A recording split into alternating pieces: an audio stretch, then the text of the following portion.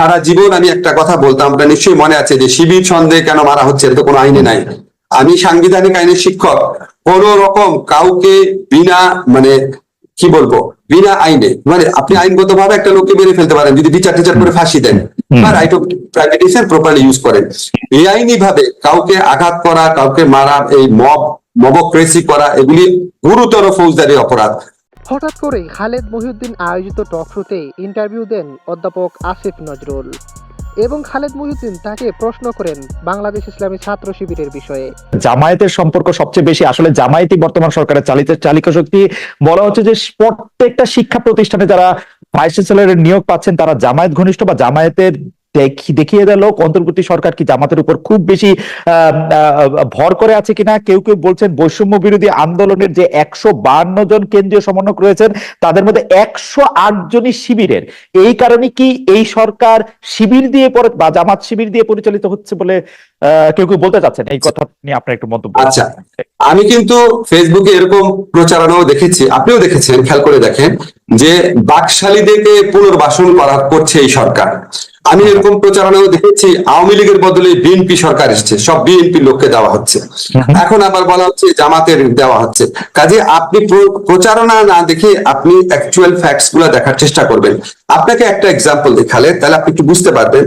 ধরেন আমি যখন আন্তর্জাতিক অপরাধ আদালত, যেটা ইন্টারন্যাশনাল ক্রাইম ট্রাইব্যুনাল অ্যাক্ট, সেখানে যখন আমার মন্ত্রণালয়ের পক্ষ থেকে চিফ প্রসিকিউটরকে নিয়োগ দেওয়া হলো, সেদিন ফেসবুকে সারাদিন প্রচারণা চললো যে আমি হচ্ছে জামাত, কেন আমি তাকে নিয়োগ দিলাম। উনি এবি পার্টির লিডার ছিলেন, এবি পার্টি থেকে পদত্যাগ করেছিলেন, খুবই বড় আইনজীবী, এটা তো আপনারা জানেন, এই আন্তর্জাতিক অপরাধ ট্রাইব্যুনালের সবচেয়ে অভিজ্ঞ আইনজীবীদের একজন।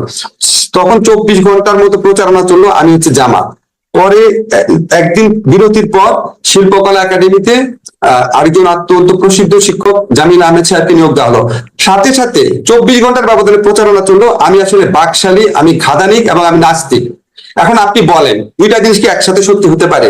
কাজে মানুষের মধ্যে ধরেন ফেসবুক আমাদের জন্য একটা সম্ভাবনার অপার দ্বার খুলে দিয়েছে। আর এখন তো কারো আপনার জালিম সরকার না, আমরা বাক স্বাধীনতায় কথায় কথায় সাইবার সিকিউরিটি অ্যাক্ট প্রয়োগ করবো না, কারো অত্যাচার হবে না, কথা বলার জন্য এখন বলতো কোন রকম খারাপ ঘটনা ঘটেনি, ইনশাল্লাহ আর কোনোদিনও ঘটবে না আমাদের সরকারের আমলে। ফলে মানুষ আপনার যার যা ইচ্ছা মতো বলছে এবং দেশ নিয়ে সবাই খুব কনসার্ন। তো এটা আবার পজিটিভ দিকও আছে, সবাই কনসার্ন হয়ে সবাই অনেক ধরনের উদ্যোগ প্রকাশ করছে।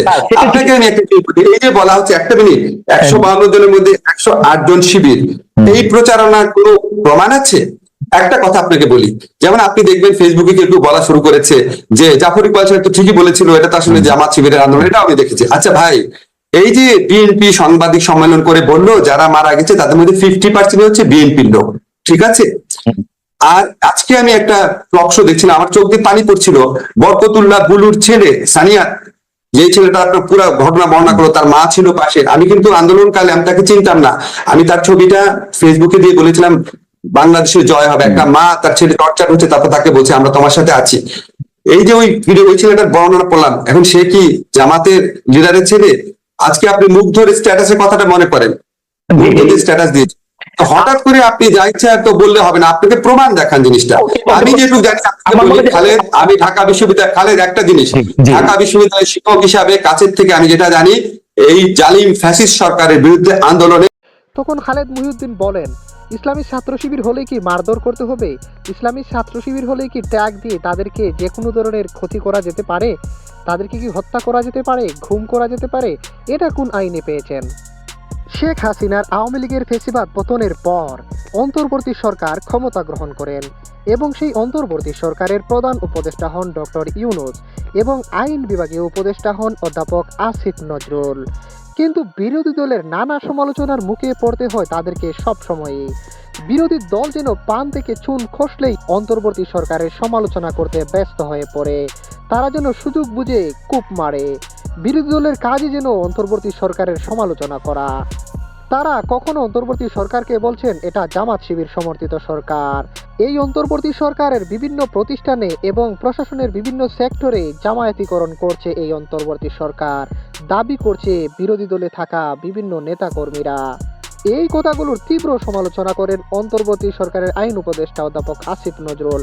তিনি বলেন, কোথায় কোথায় এই সরকার জামাত সমর্থিত, কথায় কথায় এই সরকার জামায়াতের কথা মতো চলছে, জামায়াতের হুকুম মতো চলছে, এই কথাগুলো বাদ দেন। বাদ দিয়ে নিরপেক্ষ দৃষ্টিকোণ থেকে আমাদেরকে আপনারা বিচার বিশ্লেষণ করুন। কারো বিরুদ্ধে আন্দাজে কথা বলবেন না, না জেনে না শুনে কাউকে কোনো তহমত দেবেন না। দয়া করে আপনারা এইরকম মনোভাব পরিহার করুন।